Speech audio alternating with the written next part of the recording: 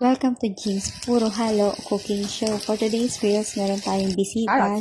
Siyang ating cooking inspector, Mr. Budot. Say hi! So, yan na nga siya magagay sa akin sa pagluluto. Grabe, pag-isa pala natawaw na yan. O, diba? So, ang lulutuin ko nga pala ay 5-in-1 dishes featuring tofu. Ito nga pala ay pinsa na 10% asado, 10% mechado, 20% inudo, 20% apritada, and 50% caldereta. Sana matanggap nila ito bilang isa sa kanila since magkakasawsa naman sila. Dahil nga Holy Week ay iwasan muna ang pagkain ng karne dahil kasama ng pagninilay-nilay ang pagpa-fasting. Santali or i-let go muna ang mga makamundong bagay o kagustuhan. At pagnilayan ang totoong kahulugan at misyon ng buhay.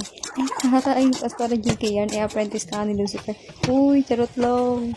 Pero kidding aside, maganda rin itong practice sa mga gustong umiwas sa pagkain ng karne. Kaya, shout out sa mga vegetarian friends ko. Sana po kayo sa akin kahit mga 5% lang. And finally, luto na din ang 5-in-1 dish featuring tofu.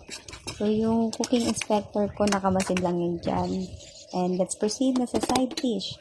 Siyempre, featuring tofu pa din. Ang ginawa ko nga lang dyan ay yung parang pampulutan. Wow!